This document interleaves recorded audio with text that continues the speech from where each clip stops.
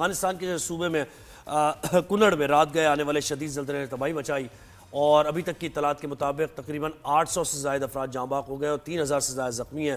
Afghan media ترو news کے مطابق زلزلے کا مرکز جلال آباد شہر میں 8 کلومیٹر زیر زمین تھا، جس کی شدت 6 ریکارڈ کی اور گئی۔ یہ زلزلے کی تباہیاں تو ایک آدھ دن کے بعد ہی پتہ چلتی ہیں جب آپ کاؤنٹ کرنے لگتے ہیں، ڈیٹا دیکھتے ہیں، جو رپورٹس آتی ہیں کہ بہت بہت بڑا زلزلہ تھا۔ بالکل، پھر آفٹر شاکس بھی محسوس کیے گئے 4.3 کے 5.2 کے کچھ وقت کے بعد آفٹر شاکس بھی اس کے آئے۔ تو اب یہ ہم زلزلہ تباہی اور یہ کلائمیٹ چینج، اس کے اثرات کیا ہوں گے، اس پر ہم وقتاً بات کرتے رہتے ہیں، بہت ضروری اور کیا اقدامات ہم کر سکتے ہیں اس کی ہم بات کرتے ہیں۔ اس وقت میں جوائن کیا ہے مریم شبیر نے، جو کہ انوائرمنٹلسٹ ہیں۔ بہت شکریہ مریم، گڈ مارننگ مریم۔ گڈ مارننگ جی وعلیکم السلام۔ مریم یہ بتائیے گا، یہ زلزلے، سیلاب، یہ کلاؤڈ برسٹ، فلیش فلڈز، یہ ہم کہاں جا رہے ہیں؟ جی شکریہ۔ میں بتانا چاہ رہی تھی کہ جو کلائمیٹ چینج اور ارتھ کویک کا میں ذرا کلیئر کرتی چلوں کہ اس کا آپس میں ڈائریکٹ ریلیشن شپ نہیں ہے۔ ارتھ کویک جو آپ کا زلزلہ آتا ہے وہ بالکل ایک نیچرل فینومنا ہے، لیکن جو حالات کچھ اس طرح کے ہوتے ہیں، یعنی کہ کیٹلسٹ کے طور پہ کام کر سکتا ہے کلائمیٹ چینج جب زلزلے آتے ہیں اس کے لیے۔ مثال کے طور پہ اگر آپ کے علاقے میں فلڈنگ زیادہ آئی ہوئی ہے، یا پھر آپ نے ڈیمز بنائے ہوئے ہیں، یا پھر آپ کے سی لیول رائز ہوا ہے، تو اس کی وجہ سے آپ کی جو پلیٹ ٹیکٹونکس ہوتی ہیں ان کی موومنٹ کی وجہ سے آپ کی زمین میں جو ہے وہ زلزلہ آتا ہے، تو اس پہ وہ اثر انداز ہو سکتی ہے۔ گلیشیئر میلٹنگ کی وجہ سے جو ہے وہ آپ کی پلیٹ ٹیکٹونکس پہ پریشر کم ہوتا ہے، تو وہ آپ کے جو شیلو جو زلزلے ہوتے ہیں، جو کہ ابھی افغانستان میں آیا بھی ہے، اس طرح کے آ سکتے ہیں اور وہ زیادہ خطرناک ہوتے ہیں۔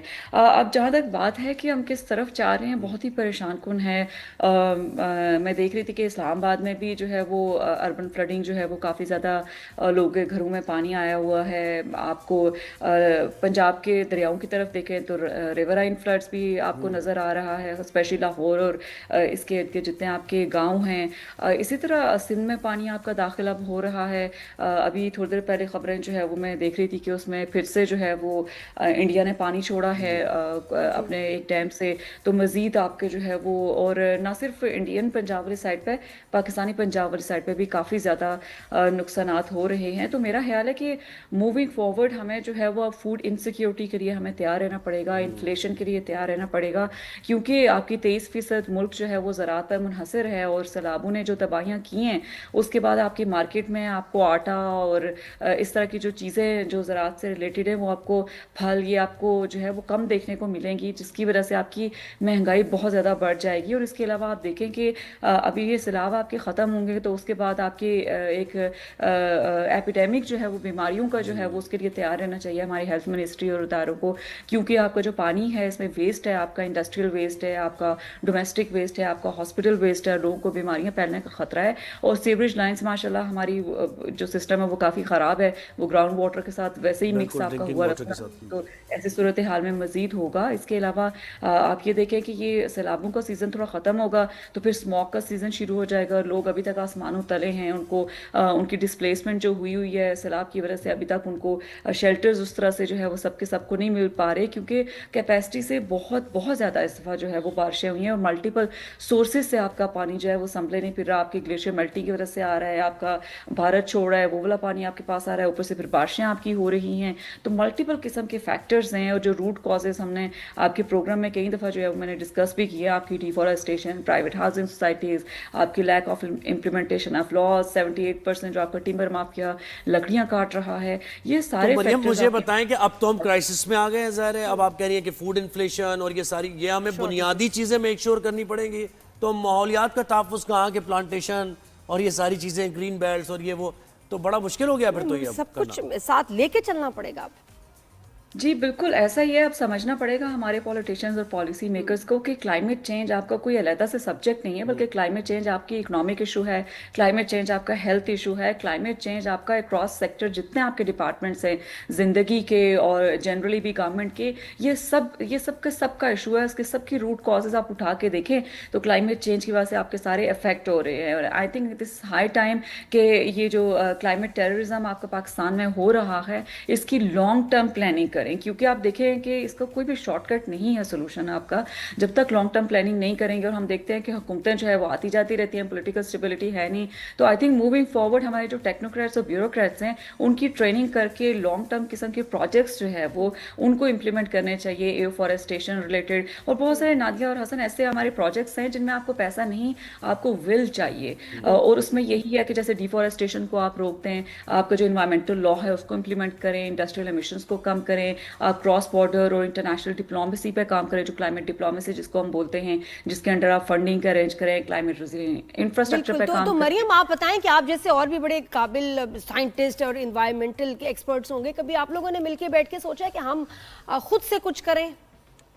جی بالکل نادیہ, جب میں یہاں پہ بھی انٹرنیشنل کلائمیٹ ڈپلومیسی پہ میں اپنی کیپیسٹی میں چھوٹی سی ایفرٹ میں کام کر رہی ہوں, لیکن پاکستان میں بھی جب میں کام کر رہی تھی اور ابھی بھی in terms of like writing, awareness raising on media, اور جو پلاسٹک بیگس پہ بین لگا تھا اسلام آباد میں, اس پہ بس امپورٹنٹ اسٹیک ہولڈرز, کہنا میں یہ چاہ رہی ہوں کہ دیکھیں جیسے میڈیا اویئرنیس پہ کام کر رہا ہے, آپ لوگ سیگمنٹ کرواتے ہیں, اسی طرح ہم بھی جو سائنٹسٹ ہیں یا ہم انوائرمنٹلسٹ ہیں یا ماہر آبی امور ہیں, ہم سارے اپنی اپنی کیپیسٹی میں کام کر رہے ہیں. آپ کے کئی تھنک ٹینکس ہیں پاکستان میں جہاں میں پہلے کام کرتی تھی, ہم ریسرچ کر کے جو ہے وہ گورنمنٹ کو دیتے رہتے ہیں. I was advisory member to the national standing committee on climate change جو پاکستان کی ہے, لیکن مسئلہ اس میں پھر یہ ہے کہ وہ ملتے ہی نہیں تھے. گورنمنٹ نے کبھی کنوین ہی ہماری میٹنگ نہیں کی ہے کہ وہ ہمیں سنیں کہ ہم کیا کہنا چاہ رہے ہیں. تو پولیٹیکل ول کی جہاں تک بات آتی ہے, پھر اور ہماری دیکھیں وہی بات آ گئی, ہاں انڈیویجول کیپیسٹی میں تو آپ جو کر سکتے ہیں وہ کر رہے ہیں, لیکن یہ کام گورنمنٹ کا ہی ہے بہرحال. لیکن یہ اب پتہ مریم بڑے اگریسولی جو ہے نا, یہ میڈیا کو بھی ساتھ لیتے ہوئے, عوام کو بھی ساتھ لیتے ہوئے, اب یہ ٹائم آ گیا کہ ان کو ایگزیکیوٹ کیا جائے اور ان کو سب سے زیادہ امپورٹنس دی جائے, کیونکہ اگر مطلب اتنی تباہیاں چلی تو ملک کیسے فنکشن کرے گا, چلے گا کیسے, رہ کیا جائے گا, بچ کیا جائے گا؟ پھر بھی یہ ہے کہ گورنمنٹ کی پرائرٹیز میں ہونا چاہیے نا بات. لیکن یہ کہ اب میرا خیال کروایا جائے, اب وہ ٹائم آ گیا ہے کہ ان آرڈر ٹو سروائیو, جتنا میرا ملک ہے اتنا ان کا ملک ہے, ہم سب کا ملک ہے, اب ہمیں کروانا پڑے گا, کیونکہ آگے ورنہ کوئی فیوچر نہیں ہے. تباہی ہے, تباہی ہے. بالکل نادیہ, ہمیں جو ہے وہ ہر اسٹیک ہولڈر کو, جو جتنے بھی ہیں, چاہے ہم انڈیویجول ہیں, چاہے ہم گورنمنٹ ہیں, چاہے پروونشل گورنمنٹ ہے, اپنی اپنی کیپیسٹی میں سب کو اپنا رول پلے کرنا پڑے گا بیفور اٹس ٹو لیٹ. آپ دیکھیں کہ انڈیویجول کیپیسٹی میں ہم کر سکتے ہیں. آپ دیکھیں ایک درخت لگانے میں کتنی ایفرٹ لگتی ہے, کتنا آپ کا ٹائم لگتا ہے. اگر آپ لگائیں تو آپ کا مائکرو کلائمیٹ ریگولیٹ آپ کا اس سے ہوتا ہے. ایک ڈومیسٹک جو آپ کا انڈیجنس یا لوکل درخت, میں آسان الفاظ میں کہوں تو لگانا بڑا ضروری ہے, وہ آپ کے پورے ایکو سسٹم کو سپورٹ کرتا ہے. اسی طرح آپ جو ہے وہ ٹورسٹ اگر ہیں, آپ پاکستان نارتھرن انڈیا کی طرف جا رہے ہیں, آپ پلاسٹک نہ پھینکیں. کراچی کی طرف جا رہے ہیں تو وہاں پہ آپ نہ پھینکیں. اسی طرح آپ انڈسٹریلسٹ ہیں تو میک شور کریں کہ آپ کی انڈسٹری. اچھا مریم, آپ یہ بتائیں کہ بھی آنے والی سردیوں میں جس طرح ہم نے اتنی سخت ابھی یہ مانسون کا سیزن دیکھا ہے, ڈو یو تھنک کہ سردیاں بھی کچھ زیادہ چیلنجنگ ہوں گی, اور کس طرح سے ان کا جو ہے بہت ہی خوفناک کوئی افیکٹ ہو سکتا ہے اس ریجن میں؟ ہارش ویدرز ان ونٹرز, ہاؤس اسپرنگ تو ختم ہی ہو گئی. جی بالکل نادیہ, آپ دیکھیں کہ کلائمیٹ ایب نارملٹیز آپ کو نظر آتی ہیں. آپ دیکھیں پچھلی سردیوں میں آپ کو واٹر اسکیسٹی کا ہم ڈسکس کرے تھے بیٹھ کے, پانی بالکل بارشیں جو ہے وہ نہ ہونے کے برابر تھی, اور خشک سالی کا مسئلہ ہو رہا تھا. لوگوں کے پھر ہیلتھ ایشوز بھی اسی حساب سے ہو رہے تھے بارشیں جب نہیں ہوتی ہیں. آپ کی فوڈ کا مسئلہ بھی جو ہے فرسٹ ٹائم اگانے کا بھی وہی تھا. تو آپ دیکھیں کہ آنے والے وقتوں میں بھی آپ کو سردیوں میں بھی ایکسپیکٹ کرنا چاہیے کہ آپ کو ایب نارمل قسم کا ویدر پیٹرن نظر آئے گا. ہو سکتا ہے کہ کچھ علاقوں میں بہت برف باری ہو جائے, ہو سکتا ہے آپ کو بالکل برف باری دیکھنے کو نہ ملے, ہو سکتا ہے کہ آپ کو بارشیں مزید دیکھنے کو ملے کیونکہ گلیشیئر آپ کی میلٹنگ ہو رہی ہے, اور ہو سکتا ہے کہ آپ کو بالکل بارش دیکھنے کو نہ ملے.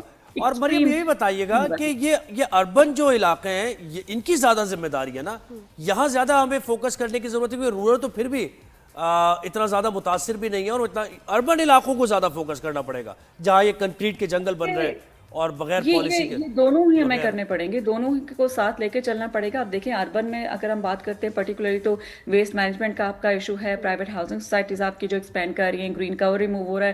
لیکن رورل کی طرف اگر آپ دیکھیں تو آپ یہ دیکھیں کہ جیوگرافیکلی ڈیفیکلٹ لوکیشنز ہیں, وہاں پہ ارلی وارننگ سسٹم نہیں پہنچ پاتا. بنیر جیسے علاقوں میں آپ دیکھیں, یا گلگت بلتستان, یہ آپ کے گاؤں والے علاقے ہی آ رہے تھے.